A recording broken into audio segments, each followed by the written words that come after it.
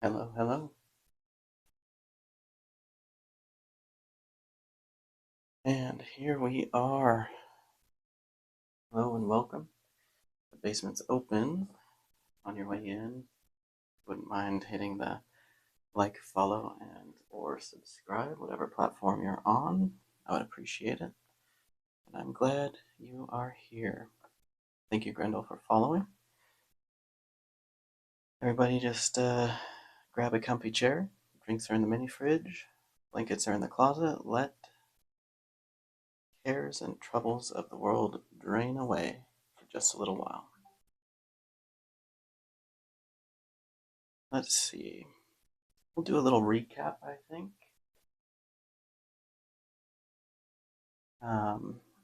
So far, our heroes have almost died in a trap in the depths of the Golden Brothers.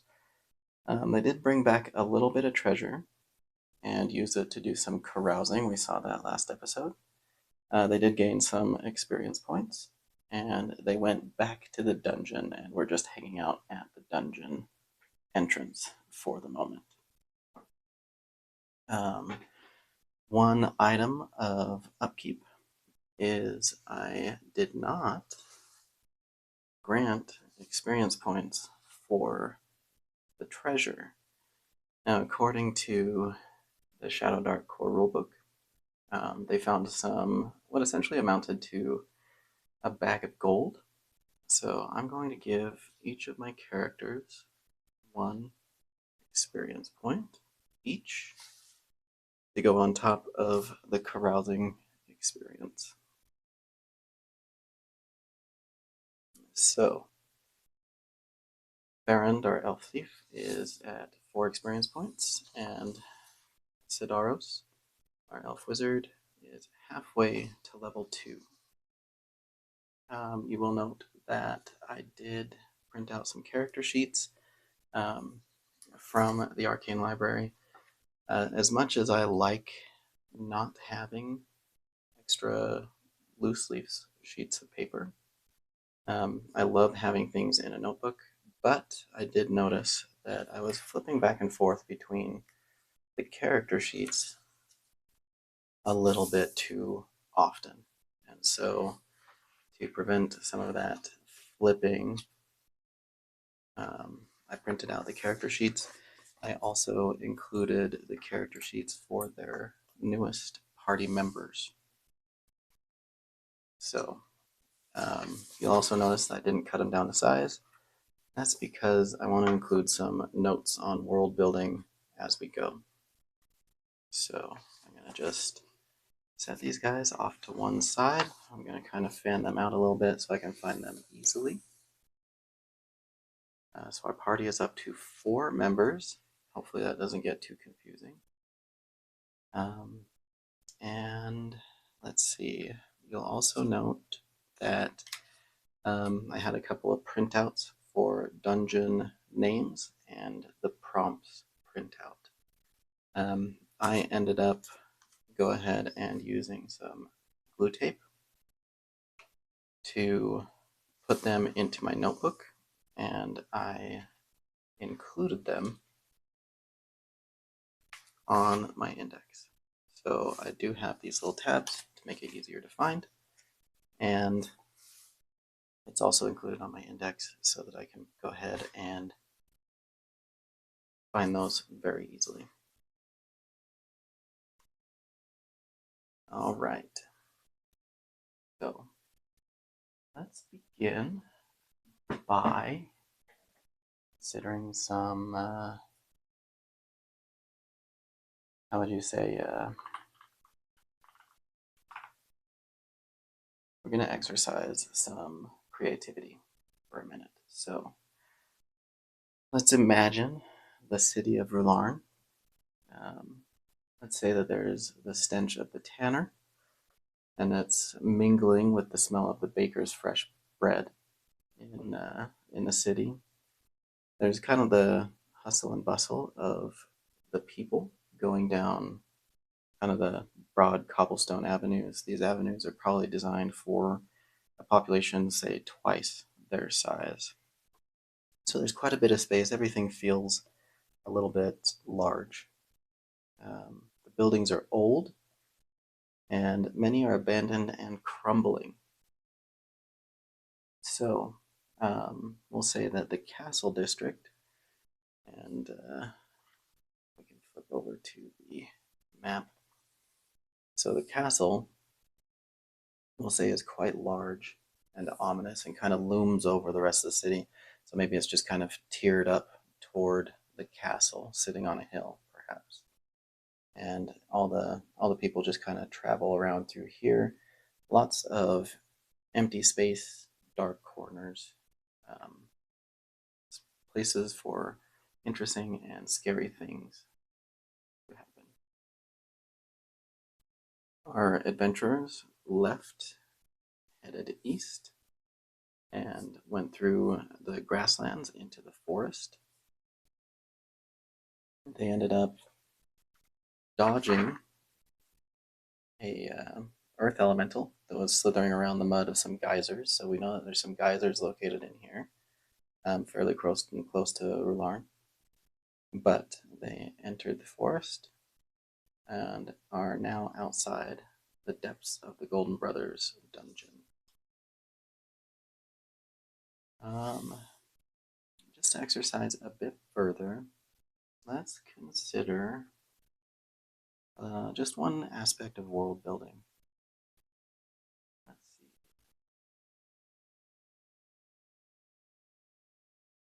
Yeah, let's consider one aspect of world building. We're going to go back to our characters, and we will go ahead and take Ferran, because he's one of our original characters, and we already have something for Sidaros on his character sheet over here. Now let's consider Ferran. Now his background is orphaned. So what does that mean exactly? Let's pop on over to the core rulebook. See if we can find something interesting for backgrounds. Let's see here. Background is page 26. And we're just in solo role playing, everything's kind of playing. So not super concerned with making mistakes, doing anything crazy. We're just telling a story. So Ferran is a orphan. An unusual guardian rescued and raised you. Okay. That being said, actually, maybe I should put this guy somewhere closer to me. This guy down here, how about that? All right, an unusual creature rescued us and raised us. Unusual entity, I should say. Let's go ahead and roll for a prompt and see if that gives us any ideas as to what Ferran was raised by. We got a 20, which is push. Oh. A 98. Push motive. What can we do? So for that, push motive, I would say that maybe Ferran doesn't really maybe know the entire reasoning behind his like what happened to his parents. So we're going to put push and motive down on the sheet. To me, that suggests that maybe somebody had his parents done away with on purpose. So background, orphan. So parents were murdered. Super original, I know, but hey, lean into some of the tropes. So we know that they were done in on purpose, which is an interesting little tidbit. We could potentially just leave that as it is, or we could try to figure out what did it. So maybe we ask the Oracle, was it a human? Clear out the percentiles. A 3. It is not a human, but not a human, but maybe it looks like one.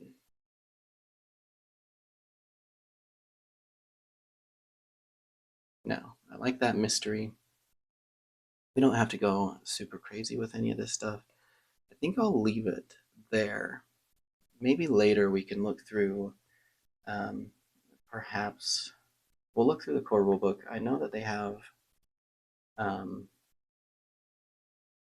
kind of small little bits in the deity section about demigods or something like that. Not like the full gods, the 9 that they talk about, but something something along those lines. Or we can look at the monsters section to see what we can find there. So something happened. Pharaoh's parents were done in purposefully, and not by one of the standard races, but looks like one of the standard races. So we'll leave that mystery there. And we'll dive into the dungeon. All right, let's see here. Our heroes will light a torch outside of the dungeon, and we'll go ahead and let's see here.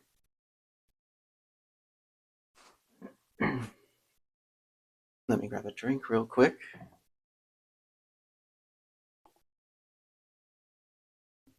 All right.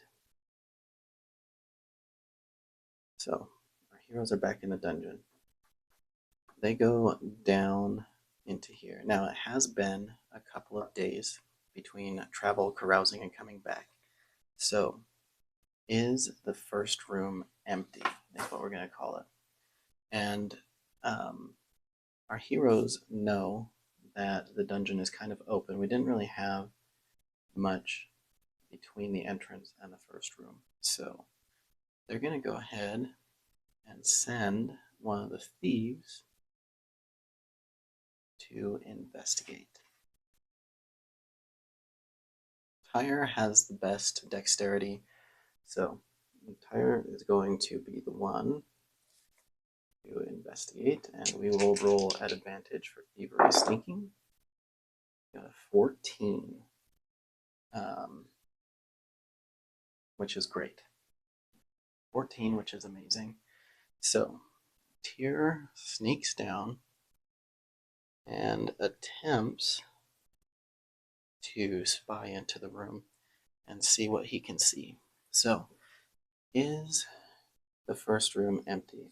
I'm going to roll at advantage because I think that maybe after one day, maybe it's likely that our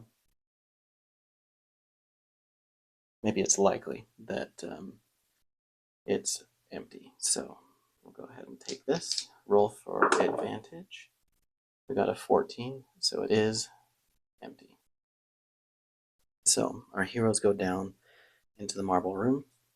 They go ahead and open this door, and they're going to go back into this primary room where they found that corpse, and they found this door. Now let's investigate that door. Is it locked? No, but it is going to be stuck. So the door is stuck, and we're going to call that 2 turns. So we're going to have our little torch timer.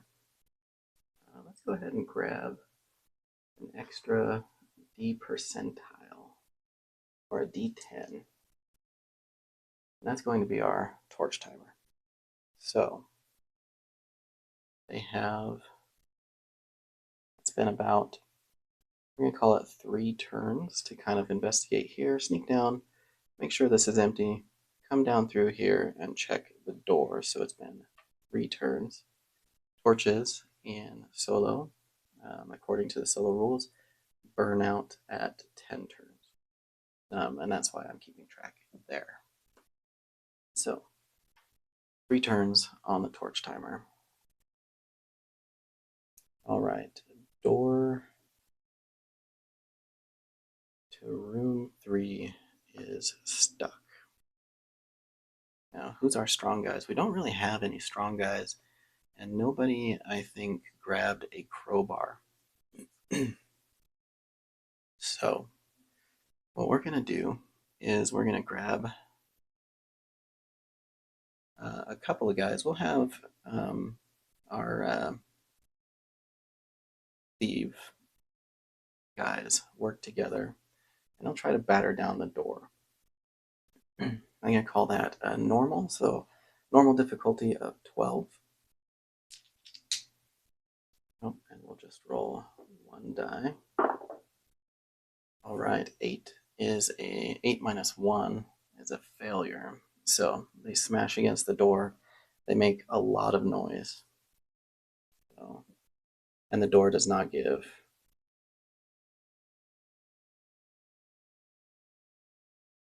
Let's roll and see if that generates an encounter. It does not generate an encounter. All right, so looking at each other, they'll try again and see if they can make this work. If they can't, they might just have to use their weapons on the door to try to bash it open. That'll take time and a lot of noise. So we'll see if they can shove it open. And I accidentally rolled with advantage, so we're going to move that out of the way. We'll do this. 17. So they smash open the door, and that opens up onto a hallway. And we're going to call that another turn. So, turn there. That breaks open into this hallway. Now, our heroes are going to hold up the torchlight, and they see that this hallway opens up or continues down and opens up into another room just in their torchlight. Now, Tyr is going to look around for any signs of traps. So he'll do an investigation kind of situation. He has a +0, but with thievery, we will give him advantage on the roll because he is a thief.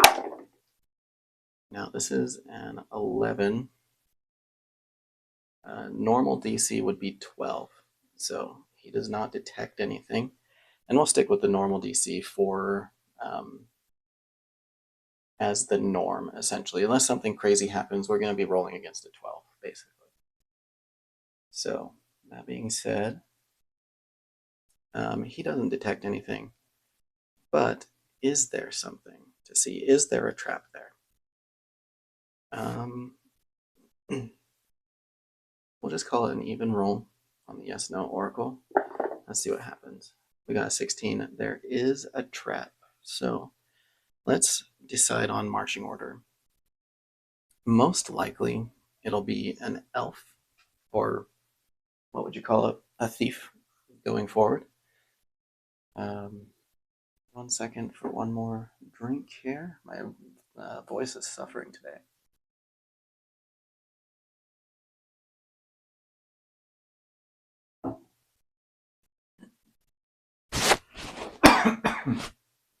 All right, sorry about that. Let's see. So, most likely it's going to be the thief that's going forward, so Tyr is going to be at the front. And we'll place our character sheets in the marching order. Top down is who's going to be in the order. And I actually like this order a lot already, because Tyr was doing the investigation. We have Dendor next up, maybe next to Tyr.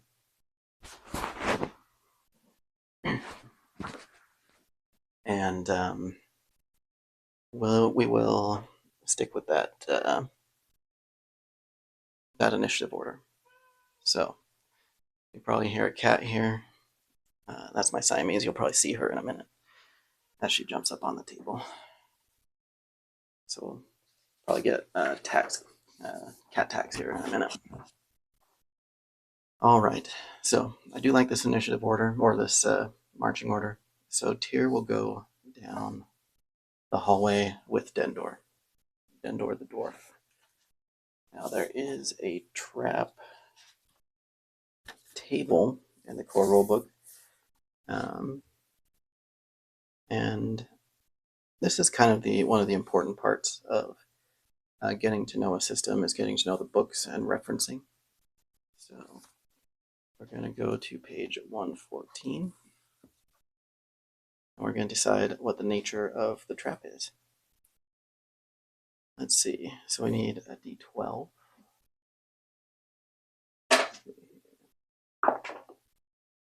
So that is a 10. 10 is a blast of fire. That's always going to be good. We'll check the trigger. I think that the trigger is going to be a little bit context dependent, basically. So we'll go ahead and roll. If we don't like it, we can come up with something else. Because, for example, we could get closing a door, which isn't happening. They're walking down a hallway, right? All right, so a 10, hook on a thread. So they miss the thread. So it's a blast of fire.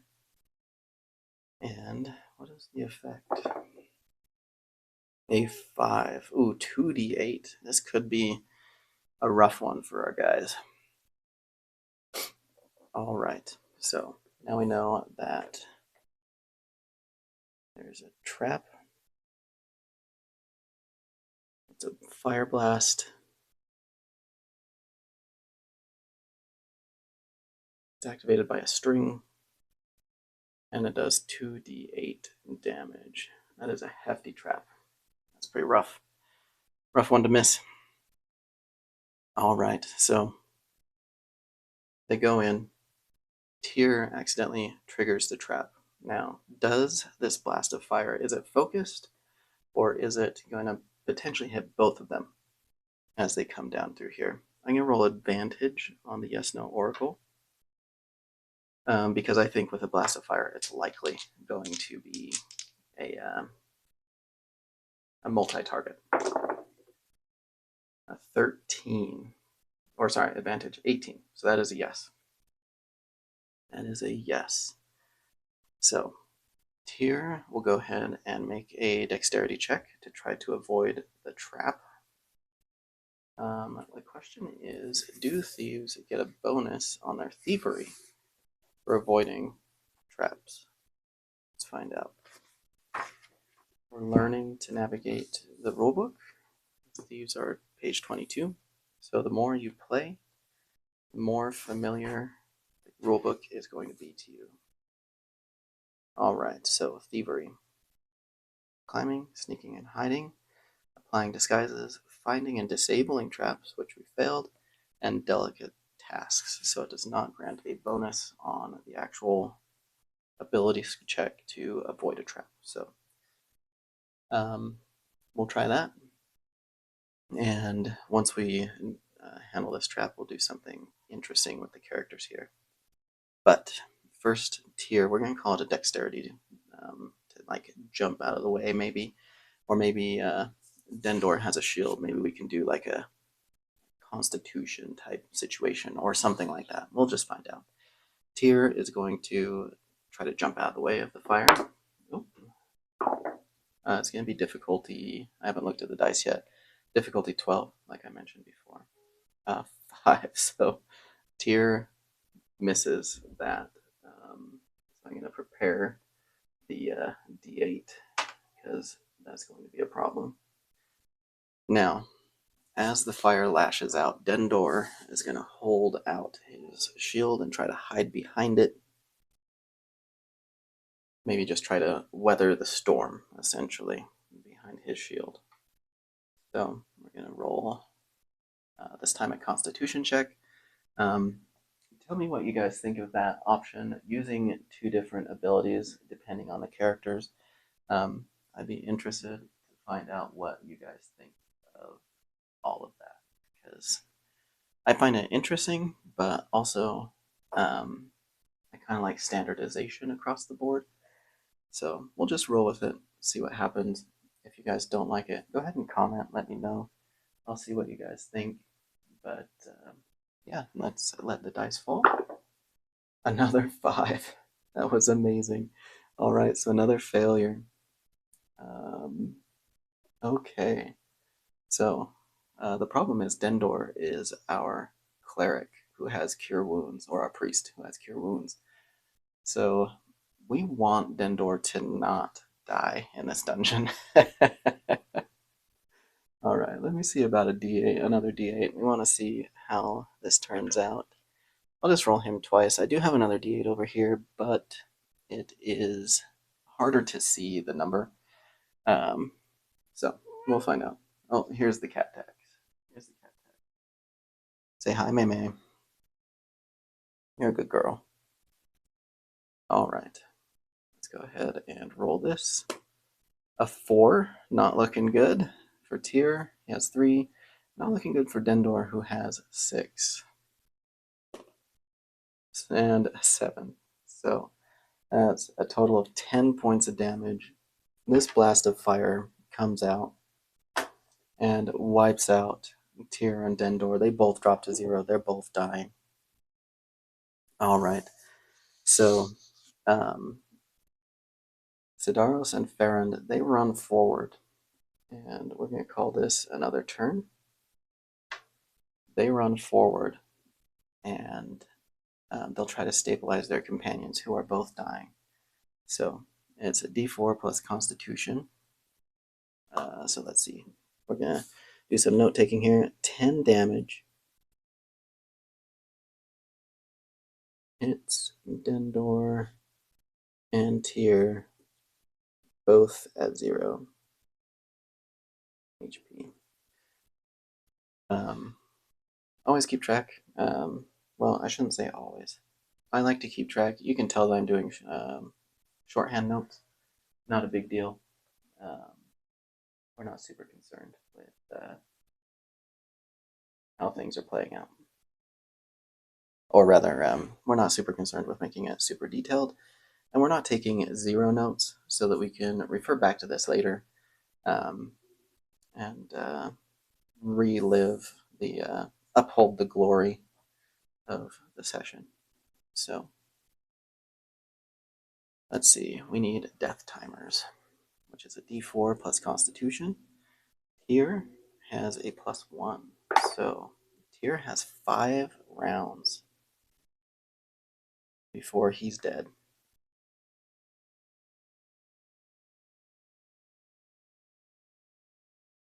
And Dendor also has a +1, so we'll see. Ooh, and also, let's see, we'll just write D equals 5 rounds for death. Amazing. So they got tons of time. Let's hope that they don't roll poorly. So it is a hard wisdom check. So we're going with a DC of difficulty of 15. 15 is pretty tough with people who have minuses. All right, so Sidaros is going to help Farron. Farron is a little bit more wise than Sidaros is. And because there's 4 players, or 4 characters, we actually get 4 luck tokens. I'm just going to do them at the start of the session, and that way there's no upkeep, basically. So we'll do the first roll. Sidaros will help Farron, and they'll start with stabilizing Dendor. That's the key, because we want Dendor's Cure Wounds ability. So they will roll at advantage for helping each other out, and it's going to be at a -1. So we almost had it with this 15. But at a -1, that's 14, which does not pass. We're going to go ahead and roll, actually, we'll hold off. So that's 1 round down. So now there are 4 rounds left for each one. And the torch is running low. So it's been six turns with the torch. As soon as that hits 10 or 00, we'll need to light another torch. All right. So our heroes will try again. I'll try again. We got 4 rounds. Oof, not gonna cut it for these guys. So they got 3 rounds left. Turn this over to 7. And if you guys have any ideas for torch timers, let me know. I'm just using this D10. It's a fine representation. I like that it's small on the table, but you know, whatever. If there's a better option out there, let me know in the comments. All right, so that's 3 rounds left. The torch is running low. Ooh, a 14 and a 9. This isn't looking good for our heroes. Now, it has been a couple of turns here. So the question is there an encounter? 2. No random encounter this time. All right, they will try again to stabilize Dendor. And they'll spend a luck token. Reroll. 17. There's our guy. 17 minus 1 is 16. They stabilize Dendor. Now the question is, what for dying? Let's see, the targets are stabilized, but are still unconscious. So they're no longer dying. But what are we gonna do with these guys? I think the only option is to have a little rest, potentially. Let's see what this says in the core rulebook. Let's see. Combat is probably where it's going to be, page 88, where it's going to cover death of the characters. Death. Character who goes to 0 hit points, falls unconscious, and is dying. Let's see. A dying character, 1d4 plus their constitution. Stabilized, an intelligence being can give first aid to a dying creature at close range on a successful DC 15 intelligence check. The target stops dying but is still unconscious. So, what about resting? How do you get hit points back, in other words? That's what we're interested in. Resting is page 86, so it's right below 4. Let's see. Injured characters can rest to recover from their wounds. They have to sleep for 8 hours. Each stressful interruption, they have to make a DC 12. On a failure, the character consumes a ration but gains no benefit. A success, regain all lost hit points and recover any stat damage. That's an interesting one to me. Recover all stat damage means that, on the one hand, we don't have a lot of bookkeeping between sessions or what have you. Come here, buddy. Come on. Cat again. But that also means that they can't help us. So, Dendor is saved, but Tyr is not. So, let's roll them. So our allies, Farron and Sidaros, turn their attention to Tyr. They do not heal him, but we're going to spend another token to reroll an 18. So he's stabilized as well.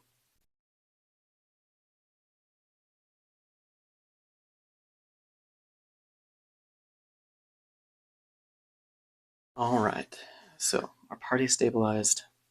Sidaros and Farron are going to go ahead and drag our allies into room 2 and drag them into room 2. And they're going to go ahead and close the doors, and they will use some of their iron spikes to lock them shut.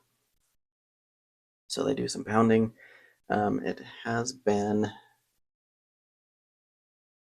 another turn. So they drag their allies in. Let's see, they stabilize. That was a turn. They drag their allies in. We're going to call that another turn. So that means that they go ahead and light another torch. And we'll go ahead and scratch out a torch on their character sheets. And they will use some iron spikes to lock the doors, and they'll also light a new torch. So the new torch starts at 1. They spike the doors, so that moves up to 2. And we'll see if there's an encounter. Not an encounter, which is lucky for them. So our party will go ahead and rest, and they will regain their hit points back and come back at essentially full. But that's 8 hours. We can sacrifice 3 torches for a campfire, which is what we're going to have to do.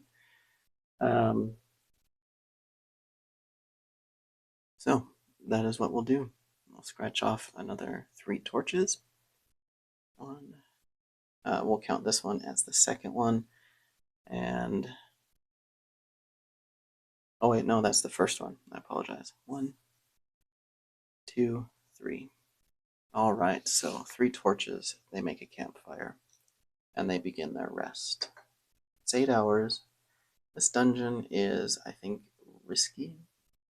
So we'll roll every 2 hours. 2, 4, 6, 8.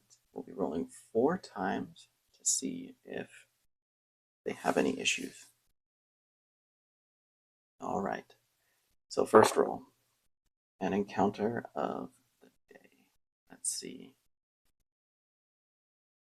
Now in the game mastering section, there are some random encounter tables. We'll just use that because it's ready to go. We will call this, we can either call this ruins, tunnels, or a tomb. I'm thinking tomb for the Golden Brothers, at least at this level. So we'll go ahead and roll a D percentile. 27. 1d4 mummies. All right, so let's call this a d4. All right, so we're going to say that 3 mummies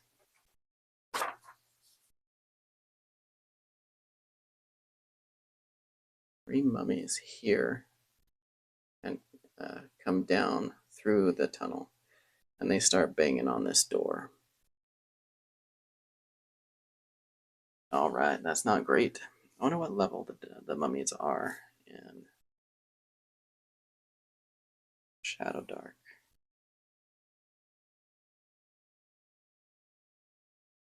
Let's see. Mummies are level 10, and there's 3 of them, so there's no way that our heroes are going to be able to make that. That's pretty rough.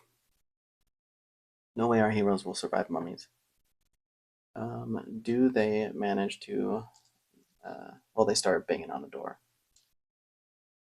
Will they continue? They will continue to bang on the door.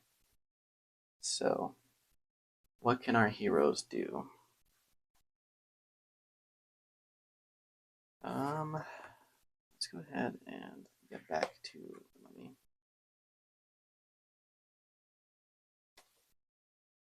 Can be damaged by fire, taking ×2 damage from it. Interesting. And we do have one of our characters that has, let's see, Sidaros has 3 flasks of oil. So, can they do this thing?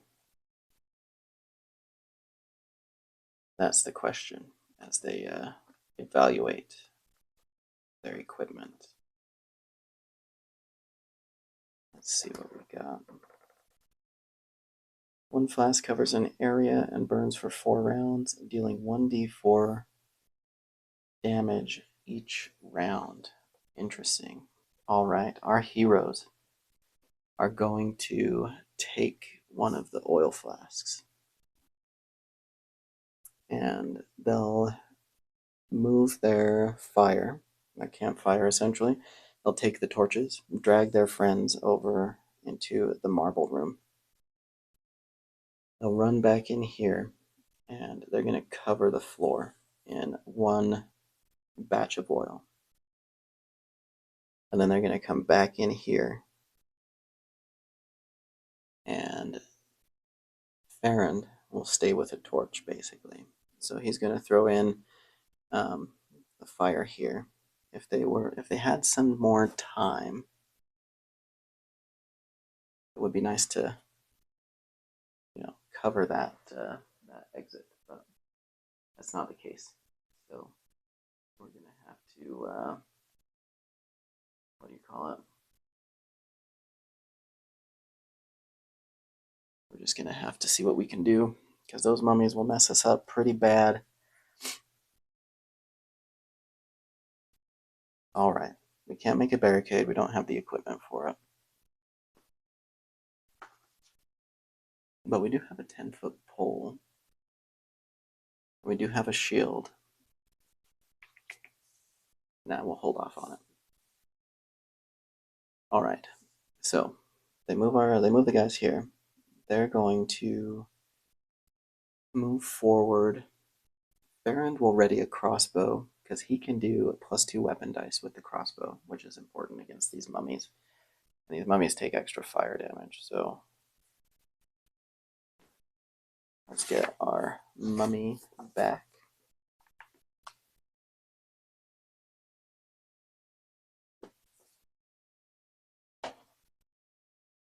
Oh, only damaged by magical sources, so that's never going to work out.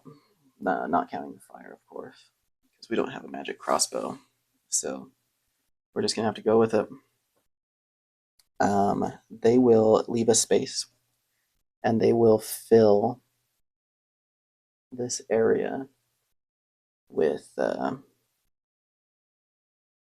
oil as well, because basically it's going to be fire. And that's going to give them the opportunity to try to bash in again. 13. Oof. All right, so these guys smash in the door. Torch continues. And a couple of rounds, I think. We're going to make this a 5 now. All right, so the mummies bash in the door. Farron will light the fire so it comes out and starts burning them.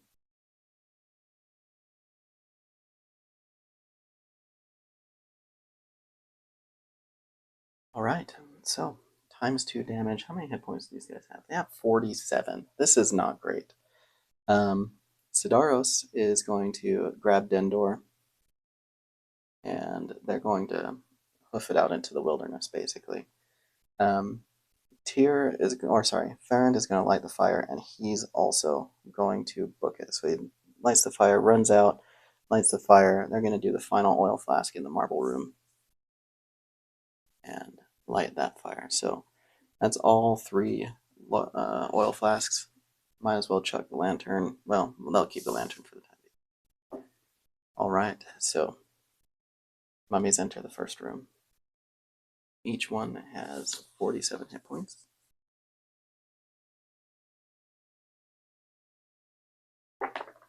First round, as they enter here, as everything's kind of on fire, they take 8 points of damage. Now our guys are going to slam this door shut and attempt to wedge it with their 10-foot pole as well.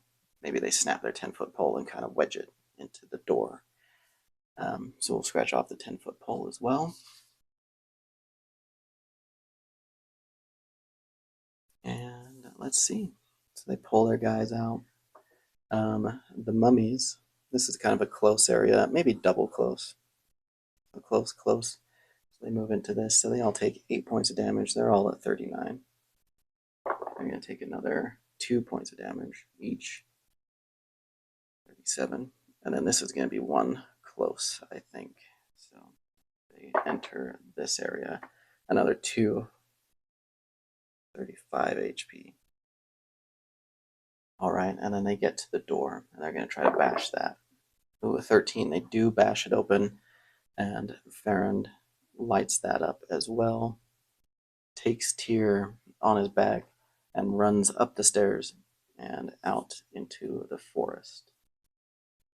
So another 2 points of damage as these guys move through. And they will not, or will they continue out of the dungeon? I feel like that's a no, so we'll roll at disadvantage. 12. They do follow them out into the forest, and they start giving chase, these mummies. Now, our heroes are going to try to hide out in the forest. They can't return because they lit everything on fire. It will go for 4 rounds. So that was 1, 2, 3, 4. So this fire's done. As they follow out, this fire's done. Now let's see if they can lose them. Farron is going to hide. 17 is great. That is amazing. It will be based against their... I guess there's a couple ways we could do this. 17 is amazing. Beats the hard difficulty, or we can check against the mummy's wisdom, which is a 12. So either way, Farron and Sidaros hide with their companions as the mummies exit the dungeon, look around, and kind of meander around looking for our guys. Now our guys are going to come down, and they're going to let the fire die down. They're going to enter the dungeon again, so they'll light another torch, because they need to come out with something, right?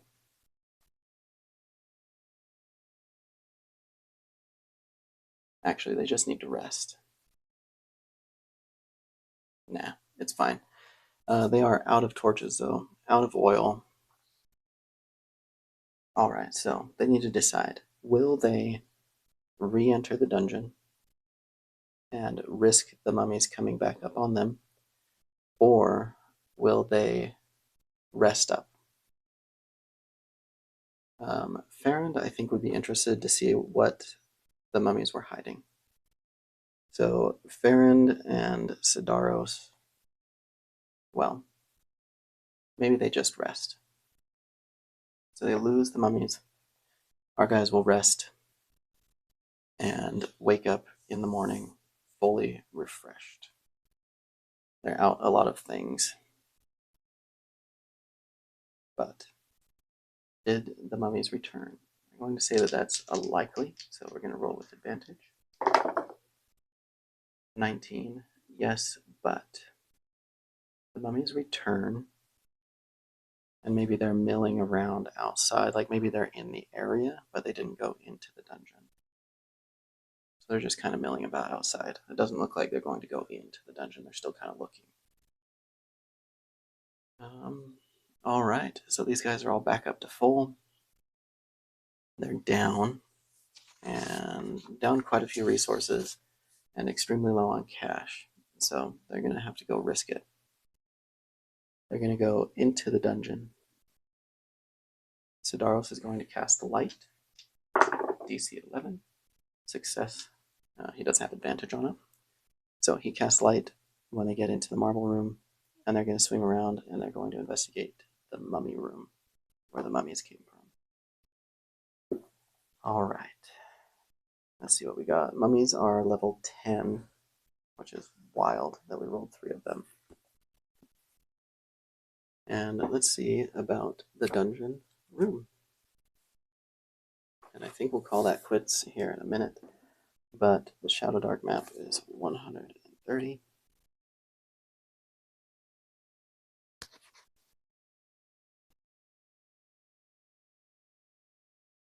Originally, I had rolled a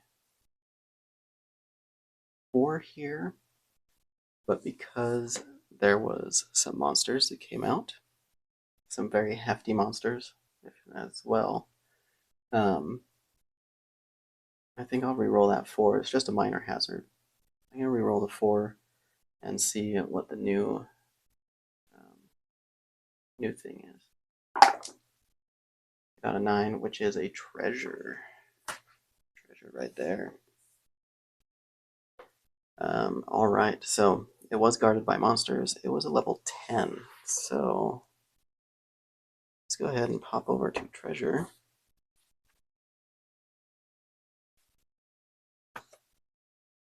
Let's see. Ooh, wandering monsters have a 50% chance of carrying treasure. Interesting. The treasure table the monster uses correspond to its level. So if this was a level 10 group of mummies, we'll roll on the treasure 10. 10 plus table. So these guys won't run into this room. They know the mummies are outside. This is extremely risky, but they have tons of space. So we're going to roll a D percentile. No risk, no reward, right? A 23. A dagger with an emerald pommel.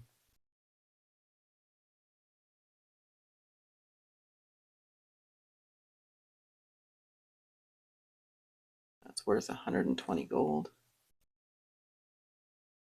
which is great. Is there more treasure? I'm going to go with advantage. There were 4 or 3 mummies, so I think it's very likely. That was a 17, so that's a yes. It's technically a yes, but so maybe the but is that it is a level 7 through 9 treasure, because we don't want to hose our adventurers that are out and about. 15. Taxidermied Smilodon. That's going to be hard to move out of the dungeon.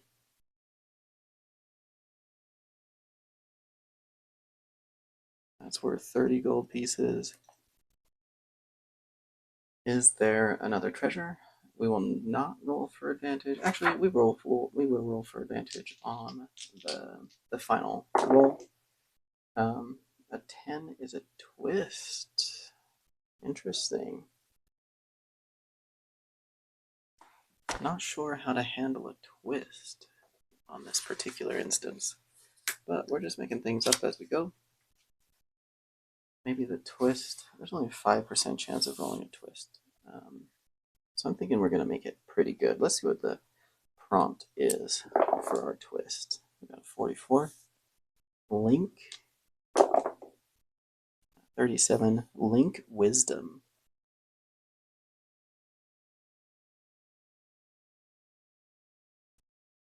Link Wisdom. All right, so we're going to say that they find a map to another dungeon, maybe some sort of library. We're going to go ahead and just mark that directly on the map. Map to ancient library. All right, so our heroes grab that. Now we're going to stop rolling for advantage, but we're going to ask, is there another treasure? 19. Another yes but. So the yes but is, instead of level 10, so that'll be the 7 through 9. And we got a 25. A mithril shield, polished to a mirror shine.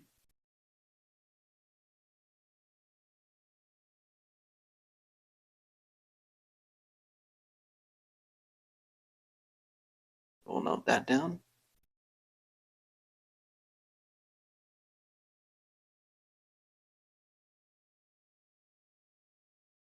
that's pretty cool. Does Mithril do anything? Gear slots goes down to -1, so that's pretty cool for our dwarf, actually. And actually, what does that say? Metal armor only, does not count shields. So, that being said, I'm not sure if there's a point in carrying the mithril shield. They might need to sell it.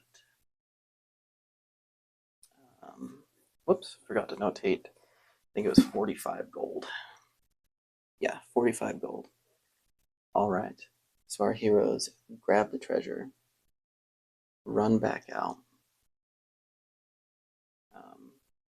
and they'll stealthily make their way past the mummies. The natural 20 gives us a luck token, but it doesn't really matter so much now because we are out of time. 56 minutes, almost an hour. I appreciate you guys popping in. We're just going to have our heroes sneak past the mummies, and they will return to town. And we'll see if they encounter. Well, we'll end it there. They'll return to town. We'll cover their travel back to town. We might as well take care of it now, I would think. Rolling to see if they have any random encounters along the way. There is one random encounter along the way on the grasslands just outside the city. So we'll switch over to our grasslands random encounter table. Got a 39 this time. Rune-etched boulder. Seal off ancient burial cairns. Wow. Alright, so as they're making their way, they know that there's an earth elemental near the geyser, so they kind of go around it and they find these rune-covered boulders. So they'll mark that on their map.